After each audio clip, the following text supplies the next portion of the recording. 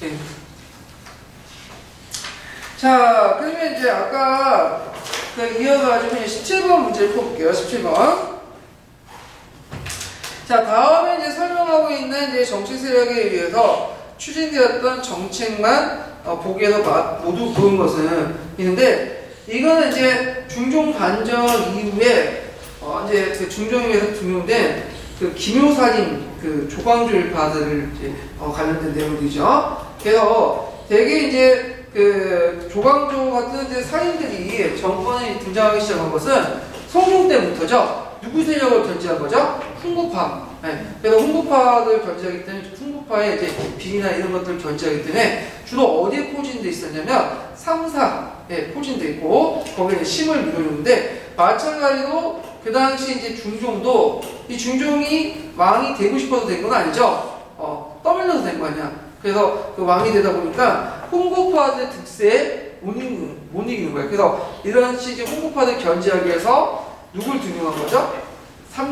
조광조 일파들을 등용했는데, 자, 조광조가 이제 뭐냐면 왕의 총애를 받고 이제 정치를 하다 보니까 예전에 군주가 약간 문제가 있었다. 누구죠? 연산군이죠. 연산군 같은 사람은 뭐 지 멋대로 했죠. 그래서 왕도 나름대로 뭐냐면 수신을 해야 된다. 그래서 그때 이제 뭘 주장했냐면 이제 예전부터 주장한 거지만 성악군주는 아시죠? 그래서 성악이라는 것은 뭐냐면 수기치, 왕 스스로 뭐냐면 다스리기 위해서 자기를 닦아야 되겠죠. 그래서 원래 이 성악은 왕이 아니라 사대부리 한 건데 이것도 왕도 같이 해라. 그리고 이걸 통해서 처진군주로 왕 또한 뭐냐면 철학적인 어떤 수신을 함으로써 이제 성리학적인 어떤 것을 받아들여라. 이런 것들을 강조하고 이걸 바탕으로 해서 이제 왕도 정치, 도학정치, 지치주의, 그래서 유교로서 정치의 교화와 근본 삼아 있는 이 지치주의를 내세우고 있는데, 자, 이런 것들 제대로 왕조차도 제대로 알아야 되겠죠. 그래서 뭘 강조하죠? 조광조는 경영을 강조해요. 그래서 이 중종을 대우는 경영을 해서, 근데 이 중종 자체가 왕이 되고자 하는 사람들이 해갖고 왕이 된 게 아니라 했기 때문에 왕 수업을 제대로 못 받았어요. 서영이나 이런 거. 그러다 보니까 경영을 되게 심하게 시키니까 나중에 이게 짜증나가지고 촉보였죠. 그래서 조광조의 개혁 정치에 대해서 이제 쭉 물어보고 있는데 여러분 다 아실 거예요. 예전에 했던 거기 때문에 뭐 개혁 정치 내용들 보면 경영을 강화시키고 언론을 활성화시키고 박람회 폐단을 지적하고 그 다음에 소격서 있죠? 소격서를 폐지하고 그 다음에 이제 주자간의 소학보고를 해서 성리학적 유교가치관을 이제 하고 황약을 보급시키고 그리고 자기 세력들을 이제 등용하고자 한락가를 실시했죠. 등등을 했는데 처음에는 훈구파들이 조광조 일파에 그렇게 싫어한 건 아니었어요. 혁신 정치 하겠다. 그러니까 지켜봤는데 결정적으로 이제 뭐 때문에 들고 일어났냐면 미운 삭제 때문에 들고 일어났죠. 미운 삭제가 뭐예요?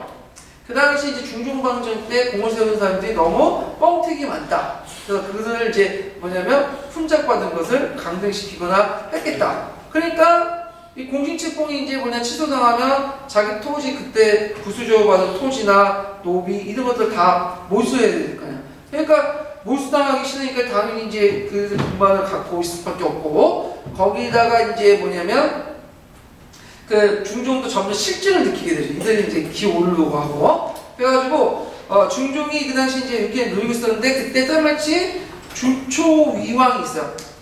이건 조자를 파자를 하면 주초가 되거든요? 주초가 뭐예요? 왕이 된다. 그래가지고 그 당시 훈구파들이 나무 잎사귀에다가 주초위왕을 써놓고는 거기에 꿀을 발라놓죠. 그래서 그 잎사귀들을 먹는 사건이 나는데 이런 것들을 이제 등등해갖고 배경이 안 좋으니까 그 당시 이제 중종이 밀지를 내죠. 그래서 훈구파들이 이제 군사를 동원해서 이들을 쳤어요.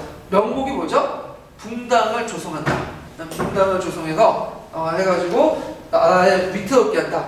해가지고 그 조광조 일파들을 대규모 처형시켰죠. 이것이 이제 기묘사인데 물론 이 기묘사 열간 이제 조광조 일파는 처형됐지만 이걸 후에 이제 다시 부흥하는 과정에서 조광조의 어떤 절개 이런 것들이 이제 부각이 되고 되게 도통론 자기의 어떤 학문적인 정통론을 항상 어디에 두고 있죠? 조광조에 두고 있는 거죠. 조광조를 좀 순교했다 이렇게 이제 보시면 되죠. 자, 그럼 조광조의 이제 개혁 정책을 좀 보면요. 일단 소격수를 폐지하고, 소격수라는 거 아시죠? 뭐 도학 같은 거, 도교, 그러니까 아낙네들, 그 궁조에 있었던 왕비나 나이들 이들하고 소원을 빌었던 그런 것들인데, 자, 그 다음에 경영을 강화하고, 그 다음에 내수사 장기를 폐지했는데요. 자, 내수사는 뭐 하는 거냐면, 원래 왕이 그 재산을 못 갖게 됐어요, 왕은요. 개인 재산을. 근데 그 세조 때부터 왕실에서 개인 재산을 갖게 돼요. 그래서 이 세조 때부터 이제 내수사라는 걸 만들어가지고, 그 당시 한관을 시켜서 관리하게 되는데, 이국에서 막대한 이득을 챙기고, 특히 고리대 사업을 하나봐요. 그래서 내수사를 폐지하는 게 아니라, 내수사의 이런 고리대 행위, 이런 것들을 폐지하게 하고, 그 다음에 이제 이조 전량의 자천제 형편은 뭐냐? 자, 이게 틀렸죠? 이거는 언제 했죠? 이거는 숙종 때 약간 폐지됐다가 영조 때 폐지인데, 이조 전량이라는 것은 그 정오품의 정랑하고 유품의 자량을 합치는 거예요. 그래서 하급 문간의 인사권을 장악하는 기관인데, 이거는 이제 원래 이 사건은 다 이조 판사가 당하고 있는데, 실제로 이제 나중에 성종 때부터 해서 이제 조금씩 주어진 건데, 성종 때 홍보파색을 견제하기 위해서 하위직 관료가 고위직 관료를 견제하기 위해서 그 당시 임금들이 줬던 거예요. 근데 이 이조 전량이 이제 여러 가지 권한을 줬죠. 이조 전량들에게 권한을 줬는데, 자천제부터 해서 통천권, 그 다음 남천권 이런 걸 줬는데, 자천권이 뭐죠? 자기 후임자를 천대할 수 있는 권리죠. 자천권은. 그 다음에 통정권은 상사의 관리를 청구할 수 있는 권리. 그 다음에 남천권은 이제 과거에 급제하지 않은 제하의 처사들 있죠. 이들 등용할 수 있는 권리인데, 근데 특히 자천권하고 통천권이 상당히 중요한 권한이죠. 이조전량에. 그래서 이조전량이 이들 막강한 권력을 갖다 보니까 나중에 이조전량을 직을 둘러싸고 또 동인서인 이렇게 나가시고, 그리고 이조전량이 그 권한을 준 게 뭐냐면 공적인 목적이죠. 공익을 좀 더 하다. 근데 자신의 사파죠. 당파의 이익만 하다 보니까 나중에 이것을 하나하나 다 폐지하게 돼요. 그래서 아까 말한 자천권도 그 당시 순종 때 폐지됐다가 영조 때 완전히 폐지되기 시작. 그래서 이 조선후기 때는, 예전에 조선전기는 그 하위직 관료들이 고위직 관료들을 견제하는 시스템이 유지됐는데, 조선후기 때 들어가면 어떻게 돼요? 이제 그 시스템이 붕괴되죠. 그래서 비변사를 중심으로 해서 고위직 관료들이 여론을 형성하는, 기시못대는 거죠, 이제. 예. 그래서 답이 이제 틀린 게 디귿이니까 기은, 니은, 니을. 자, 답이 몇 번이죠? 4번이 되죠. 자, 그 다음에 18번인데, 18번은 이제 중국 간의 그 고구려 간의 싸움을 벌이는 거예요. 사기에 가는데, 자, 그 당시 이제 고구려가 이제 중국에 왜 했냐면, 위진 남북조 시대를 통이 나오고 나서 수당이라는 통일제국이 건설됐죠. 예전에는 나라들 이제 분열돼 있었으니까 고구려하고 이제 그렇게 자신 중화의식을 내세우지 않았어요. 근데 수당이 성립되고 나서 독자적인 중화의식에 입각한 독자적인 어떤 관계를 수립하게 되고, 그런 독자적인 어떤 중심의 세계관에 들어가지 않는 고구려에 대해서 불만을 갖게 되죠. 그래서 수나라 당나라를 치게 되는데, 당 고조 때는 초창기 때부터 가기가 좀 나쁜 건 아니에요. 당 고조 때는 나라가 혼란이고 이제 막 수습할 때였잖아. 그래서 전쟁을 안 벌이고, 고조 때는 이제 약간 하친가능이 있었어요. 근데 당 태종이 등기하면서 이제 중화 중심의 어떤 국제시설을 제표하는 거에서 여러 나라를 치죠. 그래서 고구려 제일 말을 안 써. 그래서 고구려를 치려고 노리고 있었는데, 영요왕, 그 당시 이제 고장 이전에 영요왕 같은 경우에는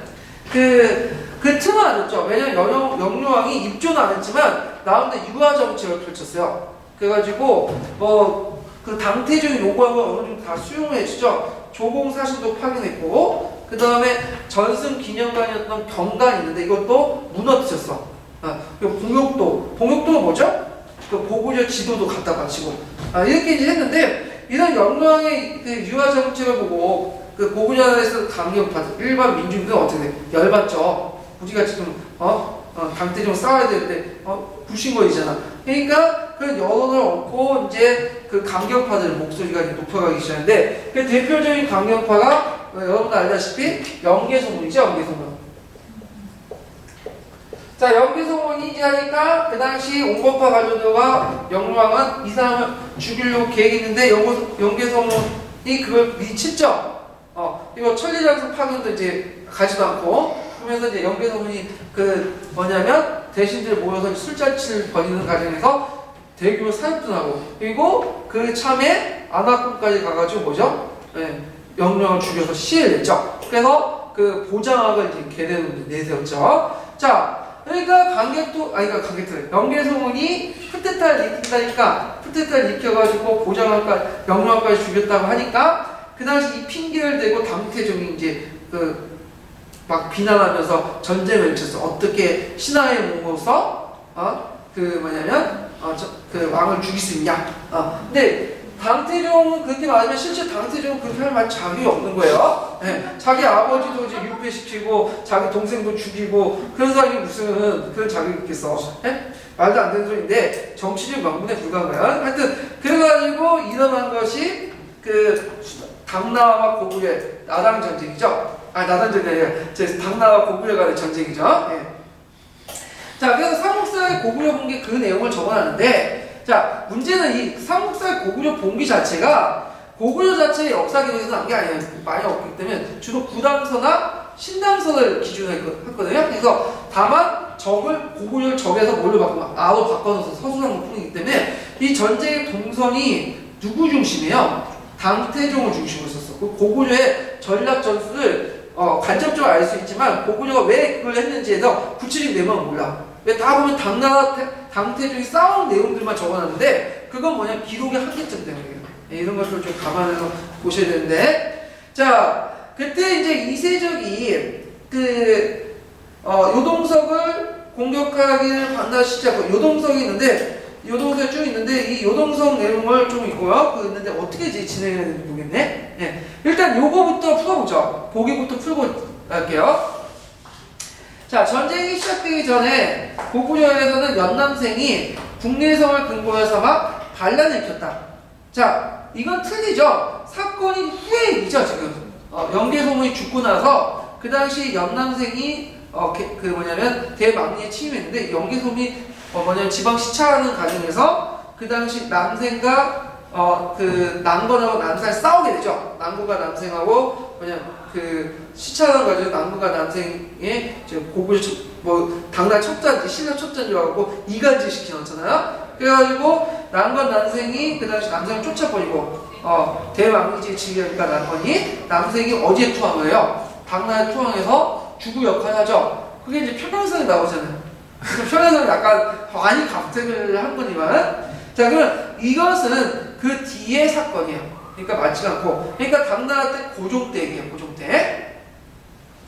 자 그 다음에 위기에 몰린 고구려는 그 당시 안시성을 지키기 위해서 고연수를 이끄는 구원군을 추천시키는데요. 그때 좀 사항을 알 필요가 있어요. 왜냐면 당나라가 쳐들어올 때는 수나와 달리 수나는 113만 명을 이끌고 쳐들어왔죠. 근데 오히려 요동성조차도 깨지를 못하고 그랬잖아요. 고구려성조차도 제대로 깨지 못했는데 이 고구려 당태종은 좀 다르게 생각하기에 정예병력, 기병을 중심으로 30만 대구만 있어요. 그러면서 병참을 축소시켰죠. 그리고 이 당나라 태종이 이끌었던 기병 정예병력은 백정 노장들이에요. 싸움에 아주 단인들이야. 그래서 요동성도 격파하고 배감성, 그 다음에 여러 성들 격파를 하게 돼요. 예. 그러니까 위기가 느끼게 된 거죠. 이 순환군과 다르니까. 그래서 마지막으로 요동 방어선에 남아있던 그 성 중에 안시성이 그대로 있었는데, 이 안시성만 남으니까 그 당시 연개소문은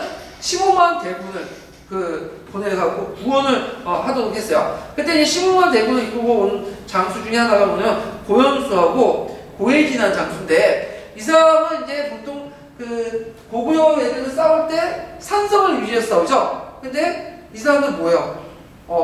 평원종은 1대1로 붙자해가지고 당태종의 부대와 붙죠. 당연히 누가 이기겠어? 평원종 하면 중국 애들이 잘 하잖아. 그러다 보니까 깨지게 돼.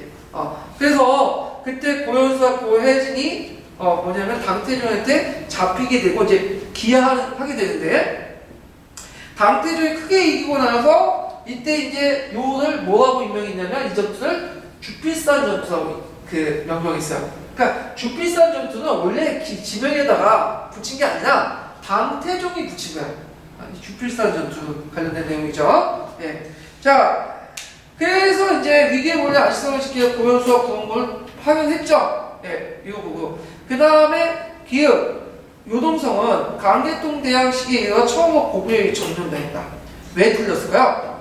요동성은 점령된 성이 아니에요. 이거는 장수왕과 강개통 대항 시기에 축조된 성이야. 축조된. 요동성 중국인들이 만든 성이 아니라 원래 고구려인들이 세웠던 성이에요. 그러니까 점령했단 말이 틀린 거죠. 근데 KBS 역사 스피드를 마치 강개통 대항 보면 요동성을 마치 점령한처럼 얘기하고 있는데 그 틀린 거예요. 그래서 요동이라는 지역은 여러분 다 아실 거예요.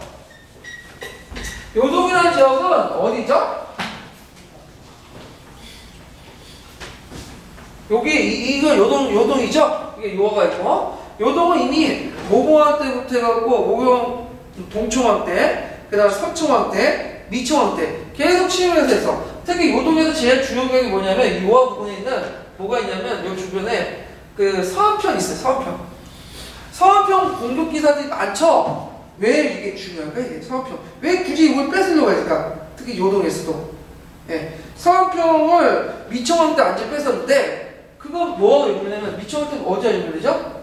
난강하고 대방하고 연결되죠. 왜냐면 서안평은 그 당시 그 항해는 직선로가 아니에요. 반도를 해안을 따라서 걸어가는데 기항이 중요한 역할이 서안편이야. 여기 굴렸다 물자를 갖고 여기 낙랑과 대방으로 연결되거든요. 그러니까 서안평이 상실된다는 건 낙랑과 대방이 중국부터 연결할 수 있는 통로가 어떻게 돼요? 끊긴다는 거예요.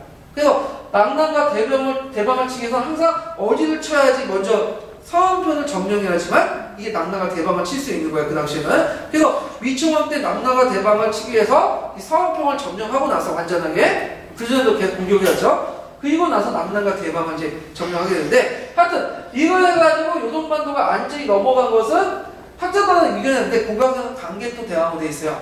예. 근데 그 고구려 강개토 대왕비에는 그 비문에 그게 안 나와요. 순시했다는 내용만 있어서 그 전대의 왕이었던 고공 양왕 때나 그때 이미 요동을 여기 들어갔다 보고 있는데 하여튼 이것은 요동을 물어보는 게 아니라 요동성을 물어보는 거예요. 착각하지 마세요. 예. 자, 그러면 고구려 성에 대해서 좀 얘기할 필요가 있는데, 왜냐면 고구려라는 말 자체가 어떤 나라예요? 구려라는 말 자체가. 책 구려할 때 구려라는 성책, 성책, 성의 나라죠. 그리고 고구려가 700년 동안 버틸 수 있었던 것은 뭘 했기 때문에 성을 잘 이용해갖고 전략 전술을 펴기 때문이죠. 그래서 중국 애들이 쳐들어오면 다 어디 도망가? 성 올라가서 그리고 주변에 다 청야작전을 해갖고 하죠. 그러다 포에 갔다가 지쳐 떨어지면 그때 나와서 치고 이런 적정을 이제 펼쳤는데 그래서 고구려 같은 게 성을 되게 잘 지었어요. 성을. 그래서 고구려 성들 보면 아주 특색 있는 것들이 되게 많은데 후대에 그 대표적인 것들 이제 좀 약간 소개를 해드리면 치 있죠. 치. 아까 그 치라는 건 뭐냐면 이렇게 해가지고 성벽에 돌출 부분이 있어. 그 치를 tum어서 이제 양쪽에서 공격을 할 수 있도록 하고 성도 성을 그냥 이게 뚫는 게 아니라 성문 주변에 티쪽 나가고 이렇게 해가지고 여기 들어오면 양쪽에서 공격하고 웅성 같은 거 웅성 마치 그 꽁이 웅트리는 것처럼 이렇게 해서 웅성이 하는데 웅성도 있고 그 다음에 이제 성 안에 호대 버틸 수 있도록 수원지 있죠. 그러니까 물을 파야 될 거 아니야. 성에는 수원지도 있고 그 다음에 이제 그 뭐냐면 그 지 보면 또 적대도 있고요. 그 다음에 이제 또 뭐냐면 그 아성 있죠. 아성. 마지막 아성이 무너지단 말 있잖아요. 그래서 성 안에 아성이라 해서 조그만 또 내성도 있어요. 이런 것도 있어요. 그 다음에 이제 성 주변에 보루라고 해서 보와 로 같은 작은 어떤 성책들이 있는데 그래서 성이 무너지면 최후는 뭐가 무너지고요?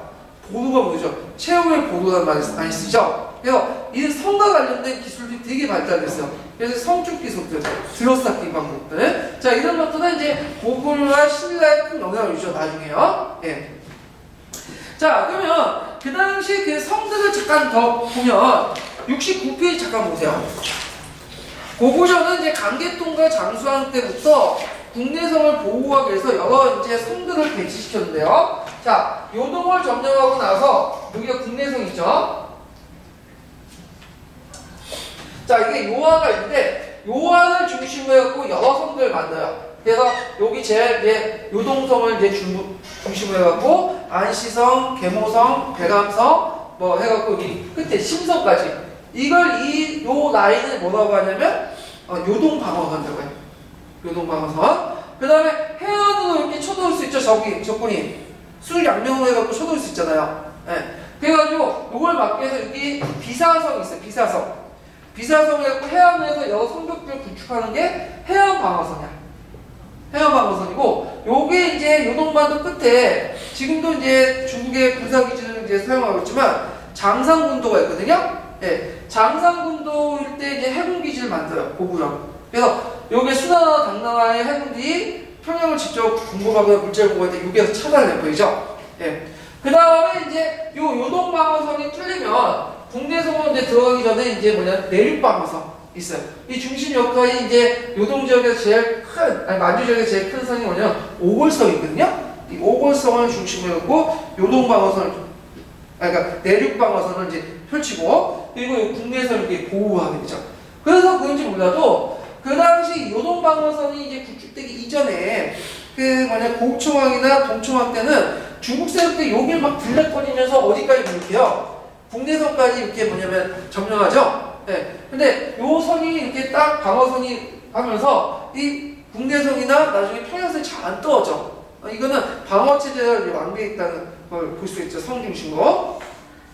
자, 그래서 요번에 시험에 나온 게 백암성과 안시성인데, 특히 백암성 나왔죠? 백암성은 그 당시 뭘로 만들었냐면 이미 뭐예요? 암자가 들어왔으니까 딱 나왔죠? 네, 답이 나왔어요. 이건 돌로 만들었으니까 암을 썼겠죠, 백암성. 자, 그 다음에 안시성인데, 안시성은 지금 남아있지 않아. 백암성은 서로 여기 구축됐기 때문에, 돌로 구축됐기 때문에, 치나 이런 것도 일부 잠존되는데, 안시성은 지금 흥정만 있어요. 그래서 안시성은 뭘로 만드냐면 토성. 토성이에요, 안시성은. 그래서 판축 기법을 해갖고 하나하나 다져가지고 만든 게 안시성이죠. 재료가 좀 달라요. 예. 자, 그래서 이렇게 이제 보시면 되고, 자, 그러면 이제 넘어가서, 자, 여기 보면 이제 위원을 보면 백암석이죠. 백암석 고구려가 요동지역 방어 거점을 하나서 돌려 성벽을 쌓은 산성이다. 맞죠? 그리고 백암성은 돌로 만들었고, 이 백암성, 그 당시 오골성, 요동성은 요동 만주 지역에 제일 큰 성들이었어요. 상당히 큰 성. 안시성보다 더 커요, 성은. 근데 백암성을 왜 함락됐냐면, 이렇게 공부한 백암성을 함락하면, 송대현이라는 사람이 반란을 일으켰죠? 그 안에 내분을 일으켜갖고, 이제 성주인데, 이 사람이 이제 반란을 일으켜가지고, 거기 이제 당대 좀 쉽게 점령하게 되죠? 예. 자, 그래서 답은 몇 번이죠? 니은하고 맞는 거니까, 니은이죠? 예, 니은과 니은. 그래서 고구려에 관련된, 성벽과 관련된, 성에 관련된 내용들이, 책은 많이 나오니까, 이걸 이제 좀 파악을 해주세요. 자, 그 다음에 19번을 문제 보죠. 19번인데, 19번은 아까 이제 고려시대의 문제하고 유사하죠? 유사할 거예요. 자, 이건 조선, 남할 여초 시기 때 조선의 어떤 여러 가지 제도 변화, 이런 것들을 이제 볼 수가 있는데, 자, 남할 여초가 아니라, 고려 말에서, 조선 첫까지죠? 네, 말 잘못했어요. 자, 개경안도, 그러니까 가는 개경안도에서 위화도 해국까지고, 그래서 나는 가정포, 공포, 공양까지죠. 그 다음에 이제 직전권 실시니까 세조 전까지가 다죠. 이렇게 이제 나눠서 보면, 제 1번을 보면, 가는 부족한 녹봉을 보충하기 위해서 국무관들에게 녹가전을 궁금했다. 그럼 이거는 그 이전이죠. 원종 때예요, 원종 때. 자, 녹가전을 왜 지급했죠? 건문 세력들이 농장을 확대함으로써 더 이상 수조권을 지급할 토지가 없죠. 그래서 국가가 이제 전민변전 사업하고 녹가전을 실시하게 되는데, 녹가전은 경기 파원지역, 그러니까 개성 일대에 주는 거죠. 파원지역인데 이것도 꼭 잠식이 당해요. 그래서 이제 없어지게 되는데, 자, 그 다음에 가전법을 실시하는데, 이 가전법은 여러분도 알다시피 위화도 해군 이외에 자신을 지지한 이성계를 지지한 신진사도의 경제적 기반을 마련하기 위한 건데 처음에는 정도전 같은 사람 아예 개구수천하자.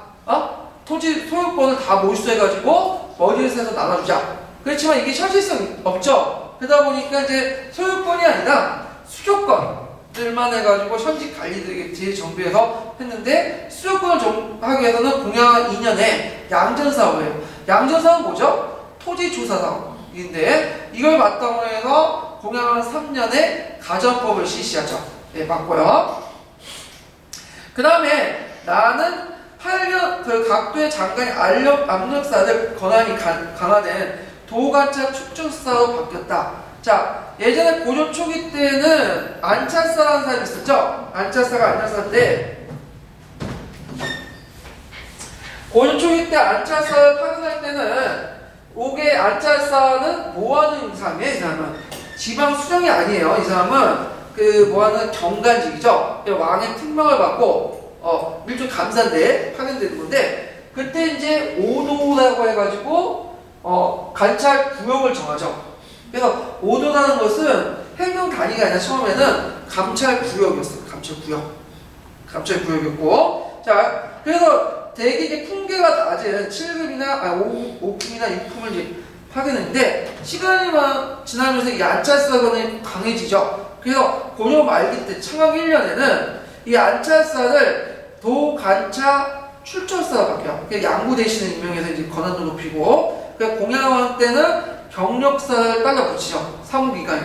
그 다음에 이제 조선시대 때는 종이품 관찰사가 돼서 그 지방 수령들을 총괄하죠. 재정, 사법, 군사권까지 총괄하게 되는, 그렇게 되는데, 시기 좀 많죠? 자, 그 다음에 다는 잠깐만요. 제가 말하려고 했는데, 일본 설명을 했다가 원종 때라고 했죠. 원종. 그러니까 원종 때니까, 맞아요. 개경 한도 이후니까, 맞아요. 제가 잘못 설명한 거거든요. 예. 그러니까, 원종 때 녹가전이나 개경 한도 원종 때 했죠. 예. 자, 그 다음에 다는 8개월마다 장정 한 명씩 요역에 동원하여 8개월제 일부제도를 실시했다. 자, 이건 뭐냐면, 고려시대나 조선시대 종기 때 오호등제를 실시해요. 호에 따라서 요용을 부과했고 공감도 마찬가지예요. 같이 연결돼 있으니까. 그런데 이제 고려시대 때는 주로 인정이 뭐죠? 주로 이제 젊은 사람들 얼마나 있느냐에 따라서 부과된 거고. 근데 이에 반해서 이제 조선 전기 때는 초창기 때는 인정이 없다. 세조 때 개정법 바뀌게 되죠. 그러면서 이제 토지를 기준으로 하는데 점점 인정해서 호를 하지만 호가 가지고 있는 뭘 바탕으로 하고요? 토지 결수로 바뀌게 돼요. 네. 그 다음에 조선기 때는 완전히 뭘로 바뀌게 되면 기준 자체가 토지 결수로 바뀌게 되는데 토지 기준 결수를 이제 해가지고 이제 성종 때 뭘 만드냐면 성종 때 8개월 작부제를 실시했는데 8개월 작부제 뭐냐? 자, 3대 요역. 그러니까 계속 정기적으로 하는 요역 있죠? 이럴 때 8개월당 한 명을 배출시키고 착출하고 그 다음 별례요. 부정기적으로 하는 거 있죠? 부정기적으로 하는 것은 6개월당 한 명을 배출시키는 거예요. 그러니까 토지가 많이 갖고 있는 사람들이 일꾼을 많이 내는 그런 시스템, 정착이 되죠. 이것이 조선 후기 때 호등제가 이제 기준을 폐지하고 토지 결수였고 이게 나중에 어디에 통합되죠? 요역하고 공납하고 일치된다고 했죠? 공납이 대동세가 됨으로써 대동세 편입이 되죠. 그래서 이제 돈을 걷어가지고 동원하는 것이 아니라 고용하는 그런 체제로 바뀌게 되죠. 자, 예전에 이게 성종 때 실시한 건데 이거 문제 나왔어요. 기출문제 나왔죠? 예전에. 예, 틀렸죠. 시기 좀 맞지가 않고. 그 다음에 5번은 다지방에 거주하는 한량간에게 본전의 다수에 따라 분전 10절, 5결을 분급하였다. 예, 이건데 가정법이 이제 진행되면서 가정법에 참여한 신진사대분 관리인들에게는 그에 대한 토지를 주죠. 수조권을. 근데 거기에 참여하지 않은 신진사대분이나 그 다음에 지방 한량간들에게는 뭐냐면 토지를 지급하지 않았어요. 이 사람들. 다만 뭘 지급했냐면 수조권을 지급하지 않고 군전을 지급했어. 네. 이 군전은 뭐냐면 원래 수조권을 지급한 게 아니라 이 군전은 자기가 가지고 있는 토지 있죠? 토지를 뭐라고 하냐? 여기서 본전이라고 해요. 본전. 네. 본전인데 예전에는 그 과정법 이전에는 이 본전 자체에 다 뭘 설정했어요? 지방에 있는 세력가들이 면세지를 설치했죠. 근데 이제 수조권 다 뺏어갔으니까 이 면세지 설정할 수 없죠. 자기 토지에 이제 수조권 설치해 면세지 만드는데 이걸 폐하고 대신에 군전을 지급했는데 군전은 뭐냐면 자기가 가지고 있는 소유권 민전에 건조했는데 여기에다가 따로 또 수조지를 설정해줘. 5결에서 10결. 그리고 이들이 뭐냐면 거경시 돌아가면서 서울에 올라가서 방어하고 그러니까 군사적 어떤 그 군역의 의무를 지도 이렇게 하게 되거든요. 예. 근데 실제로 5결에서 10결의 수조지를 줬다고 하지만 이게 수조를 준 게 아니라 면세전을 준 거야. 왜냐면 그 가정법 안에서는 이제 뭐냐면 수조권 설정에서 외방사전 줄 수 있어 없어요? 경기 이해 지역에 없죠. 그러니까 실제 이 수조권 준 게 아니라 요 지역에 5개월간 10개월 안에 면세권을 주고 면세를 해줬으니까 뭐냐면 너네들 대신에 군대 가라 그 내용이야. 네? 그 내용인데 그 관련된 내용이 제가 이제 주 18번에 적어놨거든요. 네, 주 18번에 이거 한번 읽어보세요. 저기 한번 읽어보시겠어요? 네. 고려기 조선 초기 때는 양인 계명제가 확립되지 않았던 시절입니다. 과도기 시절이라고 말할 수 있죠. 그래서 군역도 이원적인 방식으로 운영했는데요. 양인 계명제에 입각해서 일반 백성을 대상으로 시군, 기선군 체제와 군전 지급을 대가로 지방 한량간에게 군역을 부과하는 식으로 운영되었습니다. 가정법 체제 내에서는 경기 지역 내에서만 사전이 설정되기 때문에 여기에서 군전은 실제로 수조지를 준 것은 아닙니다. 한양간에게 준 군전은 명목상 수조권을 지급한 것이지만 개인이 가지고 있는 토지 소유 정도에 따라서 5결과 10결 정도 면세권을 설정해 준 것입니다. 면세 혜택을 받았으니 서울에 올라와서 군역의 의무를 수행하라는 의미입니다. 그런데 양인 계명제가 확립되고 군역 동원의 일원화가 되면서 양인으로서 당연히 군역을 수행해야 하는 의무가 있기 때문에 군전을 지급이라는 명목으로 조세 감면을 받는다는 것은 다른 양인 계층과 형평성에 어긋나기 때문에 폐지되었습니다. 고려사나 구편위에서 말한 본전의 의미는 소유권의 의미이지만 한국사특강에서 말한 본전은 소유권의 개념으로 서술된 것이 아니라 수조권의 개념으로 서술된 것이라고 보면 됩니다. 자, 그래서 한국 특강에 보면 본전을 몰수하다라는 말이 있거든요. 그러니까 본전을 몰수한다는 것은 소유권을 몰수한다는 거 아니라 수조권을 몰수하는 건데 여기에서 말하는 본전이라는 건 본전의 단서는 소유권을 기준으로 해가지고 자기의 토지를 기준으로 해서 소유권을 해서 많으면 10절, 적으면 5결로 이렇게 이제 인정한다는 거예요. 이게 좀 약간 본전의 의미가 좀 다르지만 내용은 똑같아요. 맥락은 이렇게 이제 보시면 되고요. 여기에서 이제 또 볼 수 있는 게 고려 초기부터 조선 초기까지의 그 군역제도인데요. 고려 조선 때는 양인계명제죠. 근데 조선 초기 때는 아직까지 그게 확립이 안 됐어. 그래서 두 가지 방식으로 했는데 하나는 시군하고 하나는 기성군을 바탕으로 일반 평민들을 바탕으로 이제 그 양인계명제죠. 시군은 보병, 기성군은 기방나 수군 이렇게 나오고 그 다음 지방 한량간을 대상으로 하고 같이 군전을 지급해가지고 했던 이런 방식인데 문제는 태종 때도 가면 양인계명제가 확립되면서 자 모든 신분상 양인은 일단 어디 가야 돼요? 양반이라도 원칙은 군대 가는 거죠.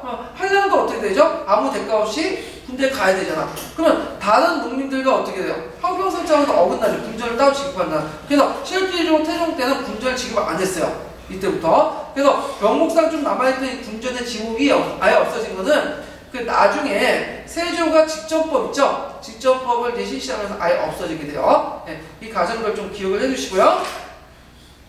자, 그 다음에 이제 뒤에 넘어가서 20번을 볼게요. 20번. 자, 20번은 이제 뭐냐면 그 발해 도동 유지역하고 항일 무장 투쟁의 주요 전투 지역과 이제 그 같이 이제 나왔던 건데요. 가 지역은 뭘까요, 여러분? 대정자역이죠. 예, 발음이 잘 안 되는데. 나는 공호동 전투, 다는 중경 홍덕부, 그 다음에 나는 동경 용원부, 마는 천산리 전투죠. 이렇게 이제 볼 수가 있죠.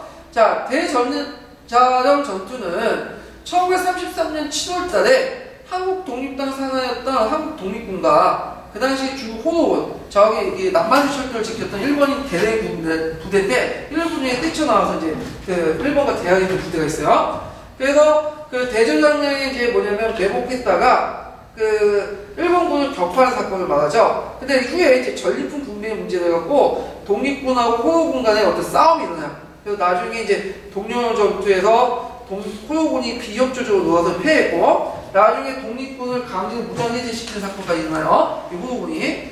자, 그래서 여기에 보면 쌍성보인데, 쌍성보는 시기적으로 그 앞서 있죠. 1933년의 7월보다 좀 앞서 있는 1932년 8월달에 났어요. 그래갖고 그 당시 이제 그 만주철도였던 그 요충지를 공격했는데, 그 쌍성보를 공격했는데 그때 잠시 점령했던 사건인데, 이건 시기적으로 이전의 사건이기 때문에 그 풀렸죠, 서술이. 자, 그 다음에 나전투는 중단 다음에 모처에어 대종교를 중심으로 부대가 크게 활성화했다. 자, 요거는 뭐와 관련된 거죠, 지금? 청산리 전투죠. 북로 공정서구와 관련돼 있으니까. 자, 이 봉오동 전투 같은 경우에는 두만강 부근에 삼두자에서 이제 그 당시 막 월병을 해갖고 막 이제 뭐냐면 독립군들이 막 이제 월병해갖고 이제 싸우니까 그 삼두자 전투에서 이제 삼두자라는 곳에서 두만강 건너는 조선 전투에서 일본군들이 크게 당해요. 그러니까 일본군들이 이거 보복 조치를 해갖고 월강 추적 부대를 만들죠. 그래갖고 두만강을 넘어서 그 근거지였던 그 당시 봉오동을 공격했는데 오히려 당한 사건이죠. 봉오동 전투고. 자, 그 다음에 다 주변의 고군군에서 고구려 석실군을 전투로 보여주는 정해공주모가 발견됐다. 자, 정해공주모는 그 다 지역인 중경 홍동부에서 발견된 게 아니라 좀 떨어진, 북쪽으로 떨어진 어느 지역이야?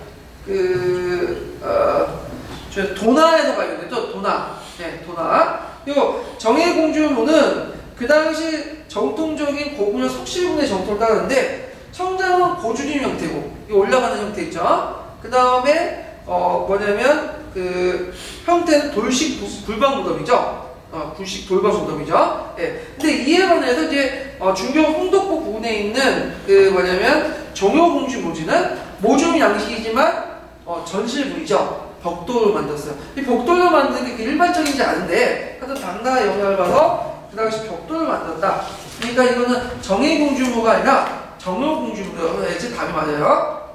자, 그 다음에 이제 나는 동경 영종부에서 부근에서 이제 사찰에서 발견된 바레시의 벽화신앙의 유행을 알려준 이불병자상을 출토했다. 자, 이불병자상은 이제 그 일본 일제시대 때 그 바레 연구하다가 이제 발견됐는데 음해왕으로 만들었죠. 그래서 이불이 누구예요? 석가와 다부가 나란히 서 있는 그 상인데, 주로 이제 그 이불병자에 관련된 내용은 법화경에 나와요. 법화경. 그래가지고 그 당시 법화경 신앙이 널리 유포됐다는 걸 알 수 있죠. 법화경 신앙은 당나라부터 해서 고구려, 바레까지 뭐냐면 널리 성행되었다. 이런 것들을 볼 수가 있어요. 자, 이 이불병자상은 잠깐 사진을 보면 몇 페이지를 펴보시냐면요.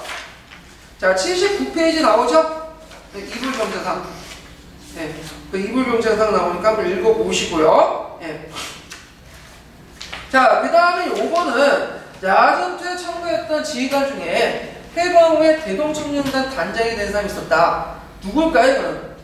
대동청년단은 1947년에 지정청 또는 일명 이정청에 의해서 만들어진 건데, 국내 여러가지 청년단체를 모여서 했지만 나중에 이승만을 이번에 지원해주고 그러죠. 네. 이정청과 관련된 지정청. 원래 이름이 지정청인데 그 당시 막 그 강복고 투쟁하고 돌아다니다 보니까 이름이 팔리잖아. 그래서 이름을 개명한 경우가 많았어요. 자, 지정청은 유명한 사람이죠. 이 사람은 어릴 때 이제 뭐냐면 일본에 가서 군사훈련을 받고, 또 일본 육군 군사학병원에 가서 일본군 장교를 임명받았죠. 근데 1919년에 만주로 망명해갖고 신흥무관학교 교관이 돼요.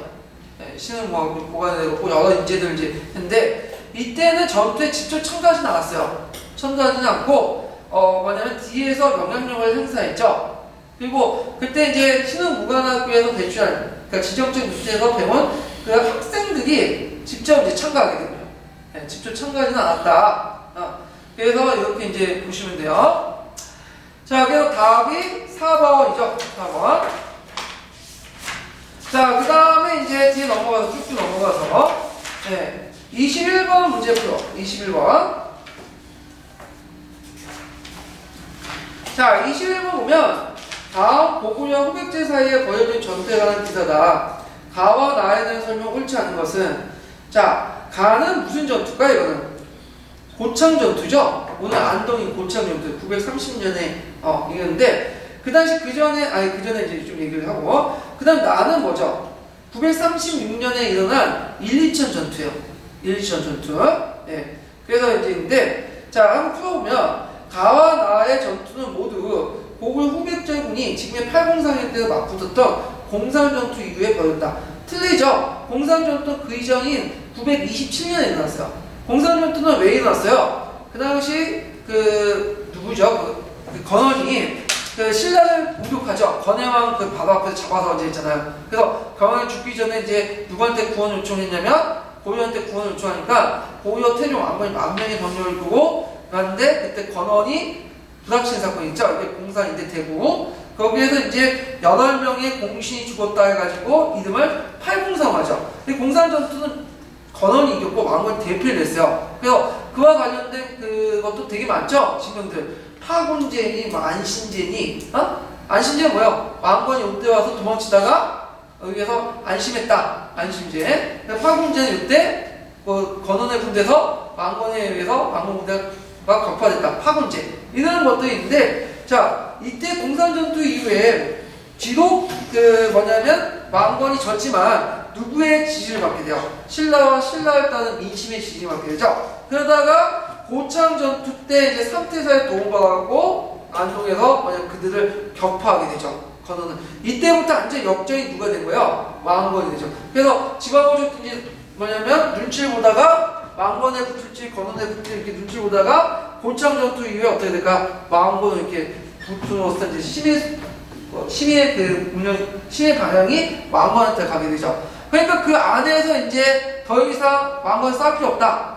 건원이나 그 당시 금강 같은 사람은 이제 뭘 타협하는 등장하게 되고 건원조차 하려고 하고, 신검이나 용검이나 이런 사람들은 용검파 강경파들은 뭐야? 적극적으로 싸우자고 주장하죠. 그래서 왕이 대립처럼 이렇게 보이지만 실제로 이런 금강을 중심한 온건파와 그 다음에 신검, 용검을 중심한 강경파의 싸움이에요. 그래서 신검이 자기 아버지 금산사를 윤폐시키고, 그러다가 건원이 어떻게 돼요? 도망쳐 나오죠. 그리고 그때 왕건한테 기부해가지고 왕건과 따로 같이 1,2천 전투에서 자기 아들 신검과 싸운 전투가 그 나번이에요. 예. 그러니까 좀 아이러니하죠. 자기가 만든 나라를 스스로 무너뜨리기 위해서 군대를 그걸 따라갔으니까. 예. 자, 하여튼 그 당시 있고요. 2번을 보면 고창 전투에서 이제 이 지역에 호적했던 김성평 등이 고려 태종 왕건편에 서서 고려군을 승리로 왔다. 그렇죠? 그 당시 김성평, 건신, 장길 같은 사람이 보통 이제 삼태사라고 이제 나중에 추앙되는데, 망했었음이라고 이제 추앙되는데, 요때 이제 큰 공을 입각해갖고 그 당시 토성을 부여받죠. 그래서 오늘날 안동김씨, 안동검씨, 그 다음에 안동 장씨가 여기서 나온 거예요. 네, 토성을 부여받아서. 자, 그 다음에 이제 가의 전투에서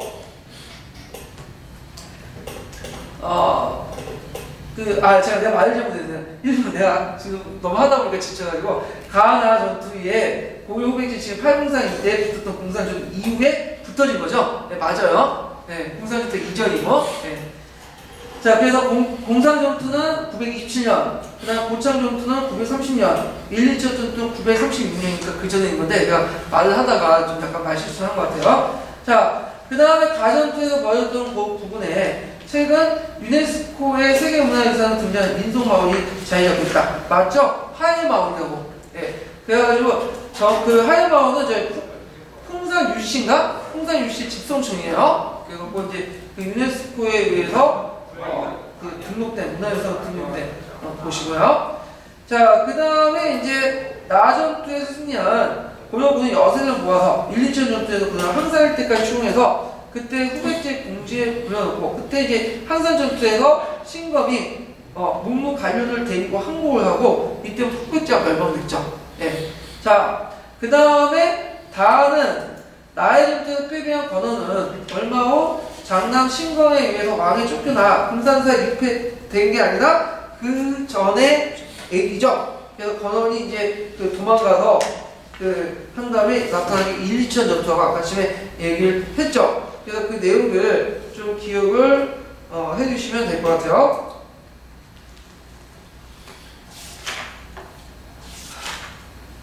이렇게 보고요. 네. 자, 그 다음에 뒤에 넘어가서 이제 22번 풀어보죠.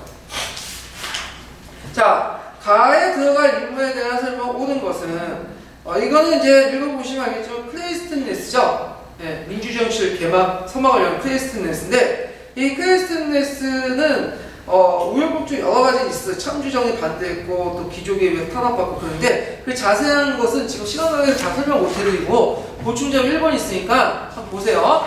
클레이스토네스는 정책을 한번 보죠. 자, 파라타르 신전의 건축을 후원했다. 자, 페르시아 전쟁 이후에 전후 복구 사업을 하는 과정에서 피디어스를 시켜서 파라타르 신전을 건설한 것은 클레이스토네스가 아니라 뭐였죠? 예, 페리클라스죠. 페리클라스. 파라타르 신전은 어떻게 가능했어요? 그 막대한 해당 자원, 해당 구역과 그 아테네 제국주의 정책에 의해서 건설된 거죠. 자, 그 다음에 인신을 담보한 채무 관행을 금지시켰다. 이건 2번과 5번은 뭐와 관련된 거죠? 솔론이죠. 솔론은 중재자 역할을 했는데 그 당시 BC 6세기 때 해상무역이 발달되면서 양극화가 일어나죠. 그래서 잘 사는 사람은 되게 잘 싸고 못 사는 사람은 되게 못 사는데 못 사는 빈민층이 노예가 되는 경우가 많았어요. 그래서 돈해본법에 의하면 그 빚을 못 갚으면 노예가 되는 그런 것들인데 노예가 많다 보니까 하층민이 노예가 많이 전락하다 보니까 어떻게 돼요? 사회적인 불안, 그 다음에 사회 통합이 떨어지죠. 그러다 보니까 이제 아테네 시민은 노예를 못하도록 금지시켜놓죠. 어디에서? 외국인한테만 노예를 시키도록 이렇게 하고 있고, 그 다음에 그 당시 등장한 그 상공업자들이 뭐냐면 예전에 귀족들은 정치적 권력을 갖고 있는 데 반해서 자신 정치적 권력이 없잖아요. 그러니까 그에 대한 불만을 품게 되고 특히 그들은 중장보병을 통해서 많은 피를 흘렸죠. 그러니까 우리도 권리를 달라 해가지고 각각의 그 뭐냐면 계급에 따라서 그 돈에 따라서 정치적 권한을 달리 줬죠. 그래서 아라오파고스나 뭐 이런 데에 참여할 수 있는 권리인데 금권 정치를 하죠. 하여튼 솔론의 계획은 양쪽의 입장을 떠가지고 했지만 이것이 누구에 대한 정치는 뭐예요? 누구나 다 불만을 갖죠. 그러다 보니까 이제 솔론이 죽고 나서 이제 뭐냐면 곧바로 민중프론트는 참주 정치가 등장하게 되죠. 예, 그런 것들을 좀 보시면 되는데. 자, 그 다음에 각 부족의 50명을 뽑아 500인을 구성했다. 이게 답이죠. 자, 이걸 보기 전에 잠깐 볼 게 뭐냐면 88페이지 잠깐 펴보세요. 88페이지. 보충자료 좀 볼게요. 자, 88페이지 보면 이제 500인의 구성을 내용인데 그 전에는 뭐가 있었죠? 400인회가 있었죠? 400인회는 언제 만들어진 거예요? 예? 솔론 때. 보통 이제 폴리스가 형성되면 3-4개 부족 국가들이 형성되거든요. 마찬가지로 그 아테네도 폴리스가 형성됐었다. BC 8세기 때 4개의 부족의 연합해서 도시를 만든 거야. 그러니까 4개의 활동적 부족에 입각해서 각각 몇 명씩 뽑아내요. 100명씩. 그러면 몇 개가 되는 거야? 4개가 되는 거죠. 그럼 400인회가 있었어. 근데 이 400인회는 문제점이 뭐냐면 국가 전체의 공동의 이익보다는 어떻게 되겠어요? 자기의 지역의 이익에 대표할 수밖에 없겠죠. 예, 그런 것들. 자기의 그 부족의 이익에. 그래서 전체 국가의 이익을 대표하기 위해서는 이 부족을 어떻게 해체해서 새롭게 만들 필요가 있어. 그것을 이제 클레이스토네스가 다 하는데 이거 500이네요. 그래서 400인의 각 4개의 부족을 몇 개 그 데모스로 이제 했냐면 민중자치구가 했냐면 300개를 해체했죠. 조그만 데모스는 이제 행정구역을 하고 각각의 100개는 내륙지역에 설치하고 데모스를 그 다음에 중심지에는 각각 그 도시지역인 100개 그 다음에 해안지역에 100개 근데 이걸 같은 지역끼리 묶는 게 아니라 내륙지역에 1개 내륙지역에 그 뭐냐면 1개 그 다음 중심지역에 뭐 1개 해안지역에 1개 이런 식으로 뽑아내요. 그래가지고 총 몇 개를 이제 뭐냐 행정지역 보면 10개를 뽑아내죠. 10개를. 자, 그래가지고 10개를 이렇게 각각 뽑아내갖고 그 10개 행정구조가 있죠. 그러니까 10개 행정구조 안에는 내륙 데모스, 그 다음에 해안 데모스, 그 다음에 뭐가 들어가 있는 거예요? 그 도시 데모스가 각 지역과 떨어져서 하는 거야. 그러니까 지연적 성격보다 현역적 성격보다는 뭐야 이제 행정적 성격이 강하죠. 그러니까 이런 데모스를 해갖고 10개 부족에서 각각 50인을 뽑아가니까 500인을 구성하는 거죠. 이 500인에는 자기 혈족이나 지역의 어떤 그 이해범위를 떠나서 뭐예요? 전체 그리스 공동체의 어떤 것들을 이제 생각할 수밖에 없겠죠. 그런 것들을 이제 보시면 돼요. 그래서 강남 투표를 한다는데 강남인들이 자기의 어떤 그 계급이 지역 단위에 이제 하는데 강남 투표를 못하게 하면 어떻게 돼? 이걸 강남을 해체시키면 그만이에요. 그러면 전체 이익을 생각할 수밖에 없겠죠. 자, 그래서 이제 이 크리스티너스의 행정개혁 보시면 되고 이게 500인이지만 실제 이제 페니타스 들어가면 유명무실한 돼요. 이 500인에도 민의 권한에 의해서 침해받아서. 자, 그 다음에 이제 4번을 잠깐 볼게요. 파나타니아와 디오니시아를 국가적 종교 축제를 장려했다. 이거는 이제 그 당시 민중들이 믿었던 종교 축제인데 이걸 이제 전국적으로 국가적 축제를 장려한 것은 그 당시 페시스타토스죠. 이 참주 정치는 권력 기반이 어디서 나오죠? 민중에서 나오죠.